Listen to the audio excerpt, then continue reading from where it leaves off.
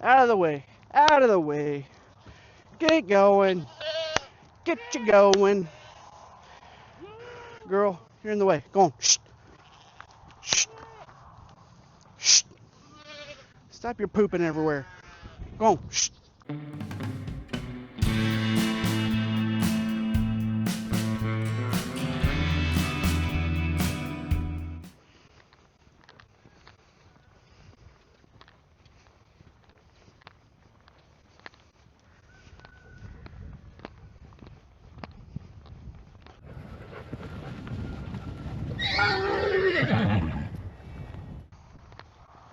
I think somebody's lonely.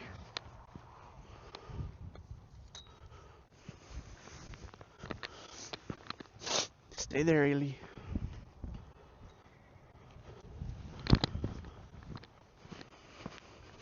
Howdy, y'all. I'm Jacob. Welcome back to the ranch. It may have been a day or two since our last video, so let me see if I can't get y'all up to speed on what we've been doing for the past month and a half.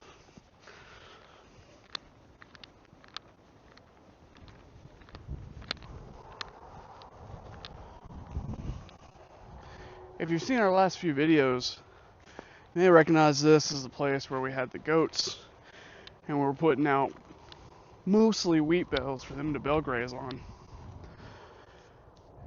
But as you can kind of see, there are no goats out here.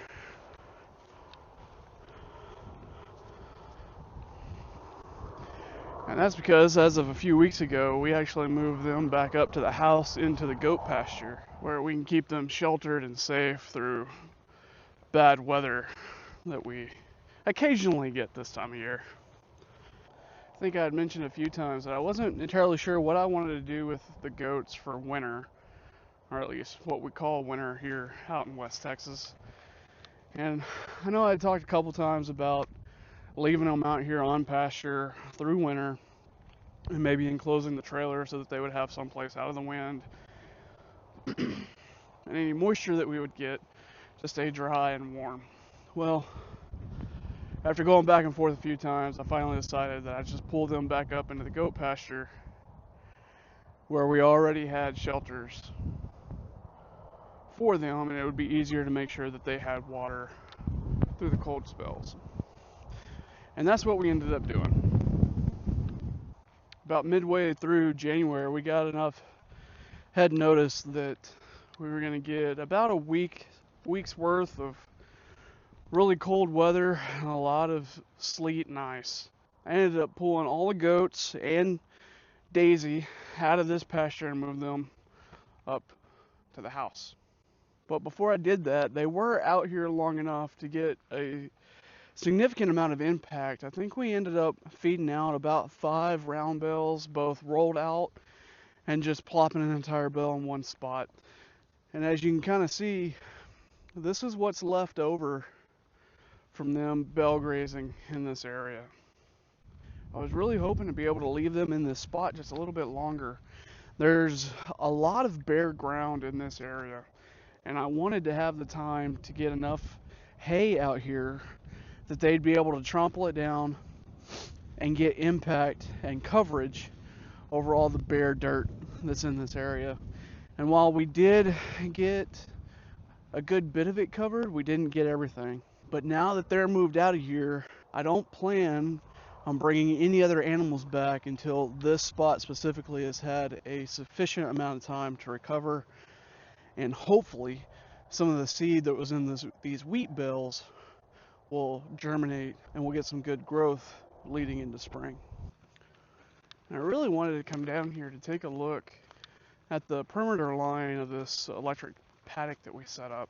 One of the downsides to this pasture is that we do have a lot of wild hog activity that comes through here.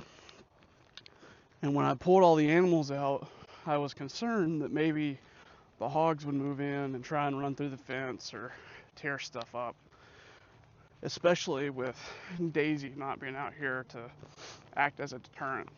And I don't know how well you can tell on camera, but the perimeter fence line that we put up is still holding pretty good. I don't see any indications of any of the hogs getting into it and disturbing it,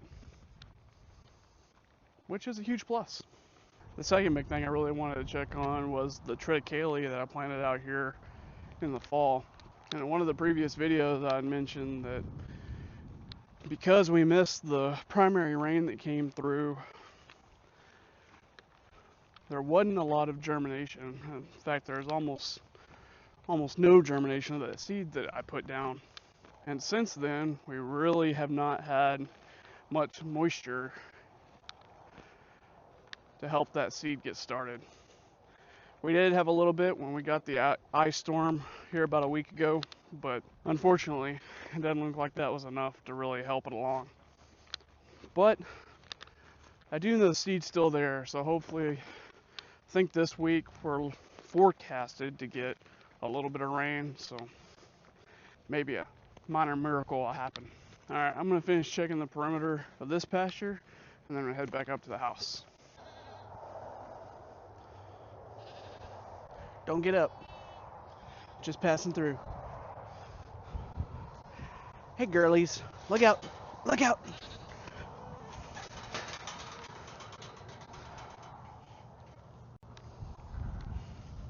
How y'all doing?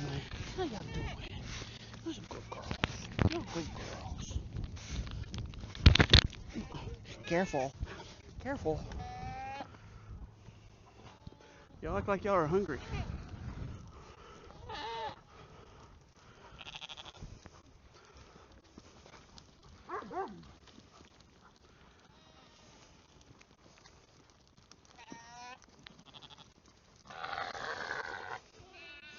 Hey Hercules.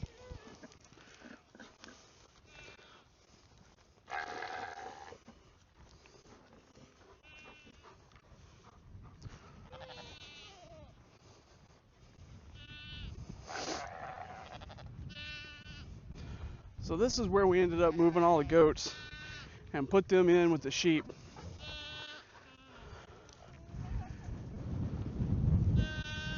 And this is where everybody rode out the storm that we got.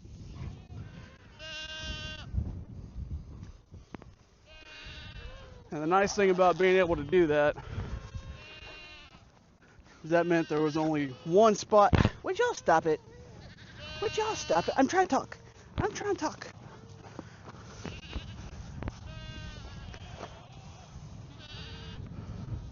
So by putting them all together,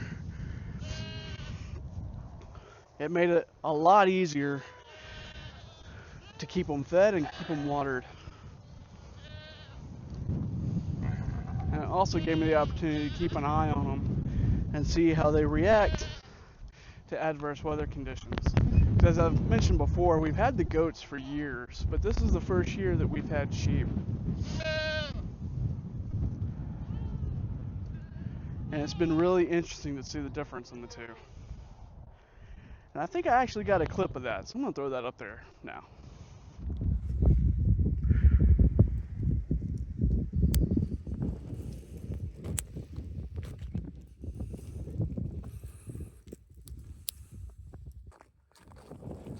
Chalk another one up to the difference between sheep and goats. Here it is, 10 degrees and sleet and ice. And these yahoos are out here foraging, whereas the goats, yeah, not so much. It really wasn't until much later when the temperature got down into the single digits and it was actively sleeting that the sheep even cared to find shelter. And of course the heifer we've got out here took up one of the main shelters and kind of made that her own spot through the storm. As much as they're squawking at me, you'd think they're hungry, but they still got a little bit of hay left in their ring.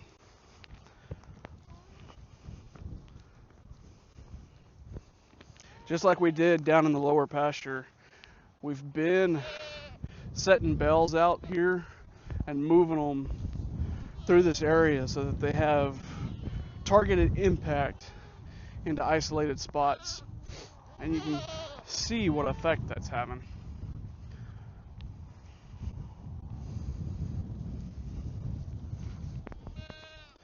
And again, this is the highest point on the property.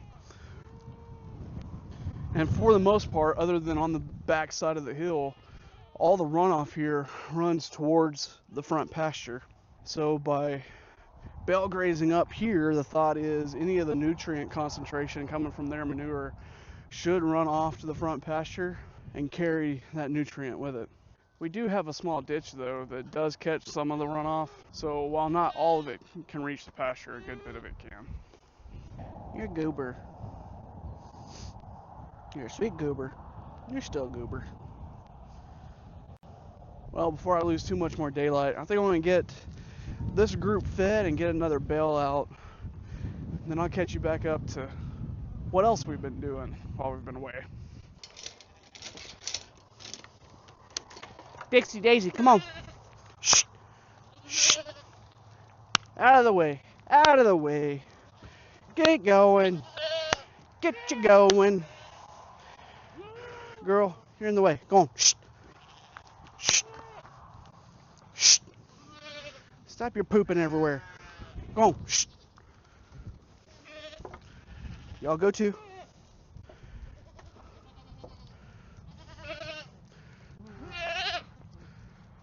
Dixie, come on. Y'all go on. Shoot. Shoot. Shh. Shh. Where's my flag when I need it? Dixie, come on. Come on, girl. Shh. Shh. Shh. Come on. Come on. Come on, Dixie. Come on. Not you. Go away. Go, go, go. Shoo, shoo, shoo. All right, Daisy. You know where to go. Good girl, Daisy.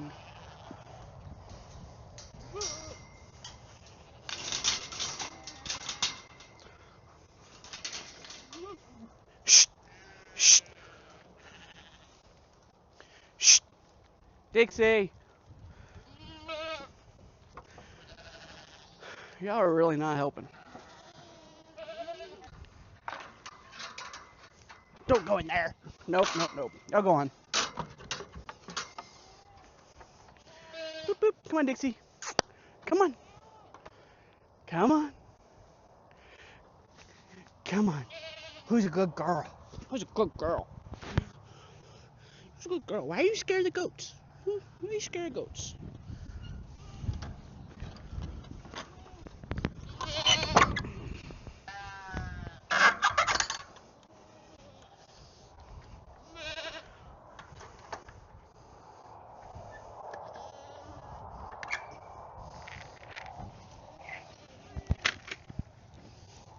Belly scratches. Belly scratches. There you go.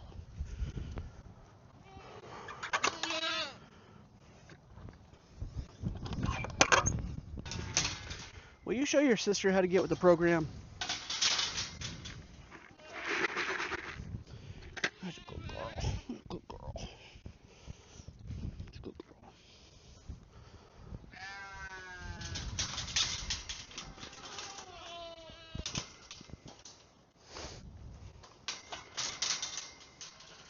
Alright, now for the troublemakers.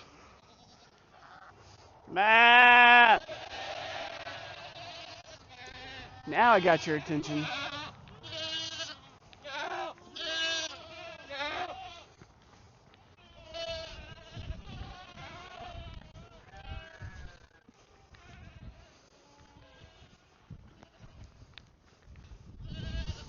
Matt!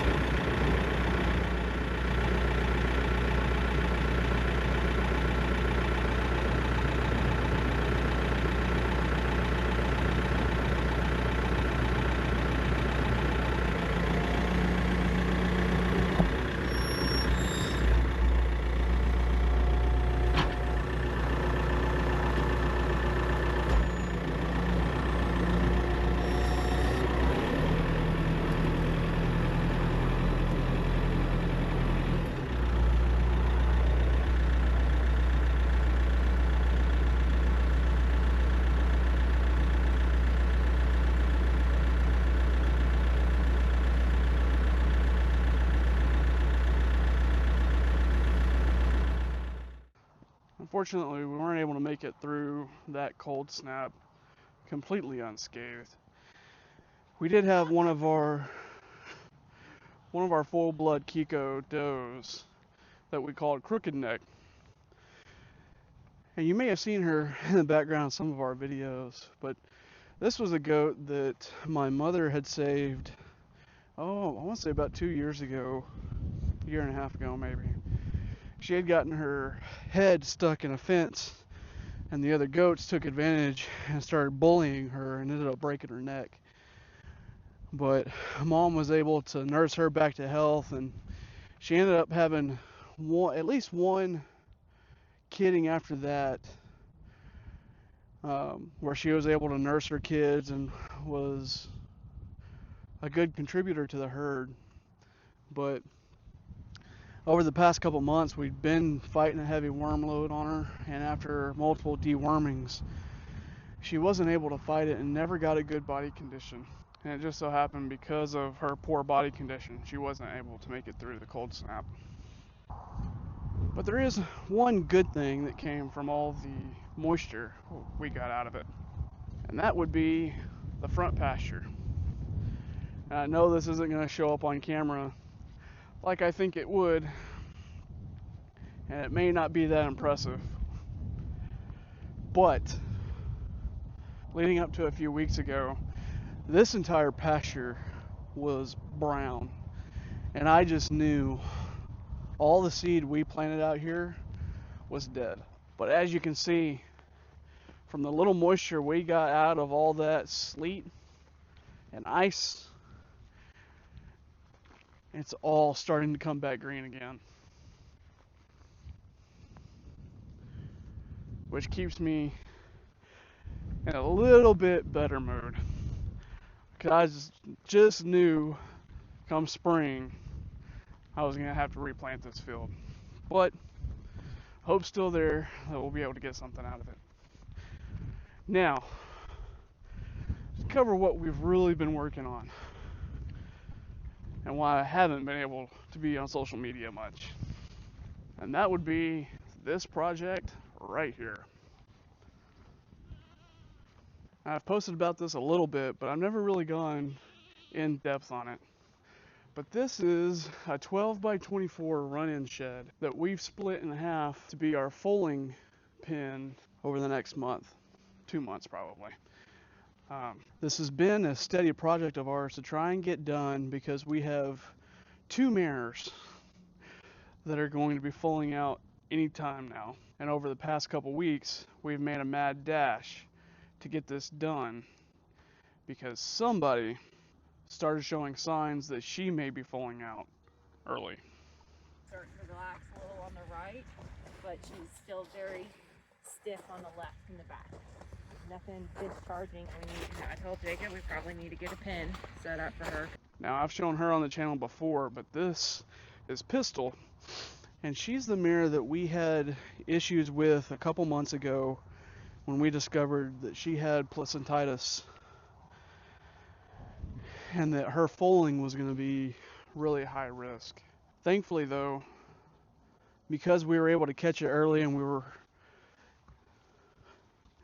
able to get her on some good medications, I think her checkup a few weeks ago came back that she was no longer high risk, but we still have some concerns and we have to keep a close eye whenever she gets ready to foal.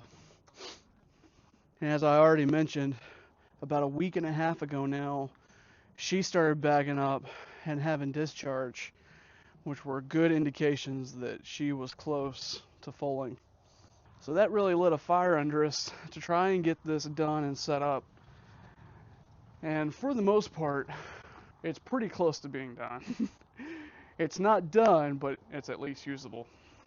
And before I get in trouble for leaving her out, this is our maiden mare, Karma.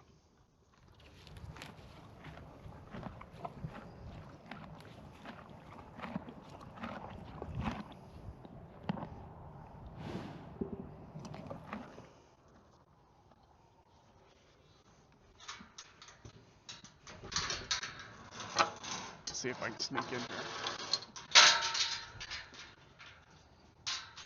Don't mind me, just sneaking around. Now, based on insemination date, Karma is not due to fall out at least until the first part of March, I think.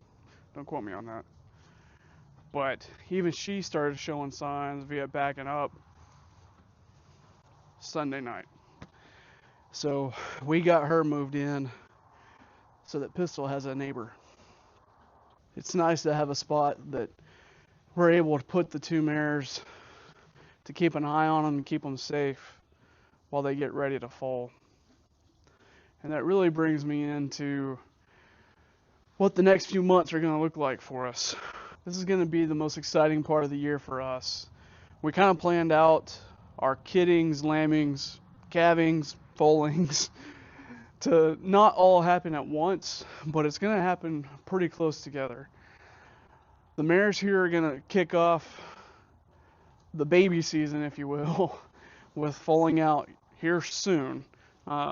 Originally, they were planned to foal out here at the end of February and the first part of March, which may be happening sooner than planned.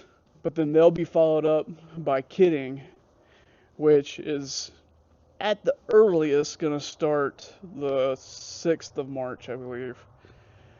And from kidding, we'll move into lambing, which will be mid to late April. And then calving is set to start the 16th of May, 14th or 16th of May, should start the calving window for us. So the next three and a half months are going to be busy and exciting. I've mentioned numerous times that we reset the kidding of our goats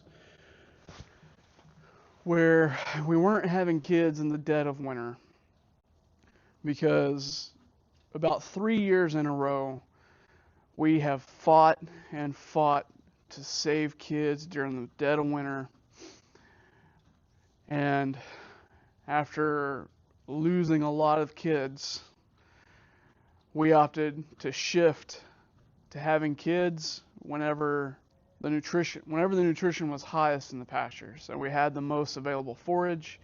We could have kids out on pasture and not up in the pens. And hopefully the goats will be in a little bit better condition to ensure that the kid crop is healthy. And I have really missed having kids around this time of year. You get so used to it after several years of having them that when it's cold and you're used to being up all hours of the night watching after them, you really do miss them. But y'all stay tuned because those times are coming. Well, y'all, thank y'all for tagging along for this little update. Just wanted to give y'all a quick video on what we've been working on and what's to come here in 2026. Thank y'all for tagging along, and we hope to see you next time on Wag Ranch.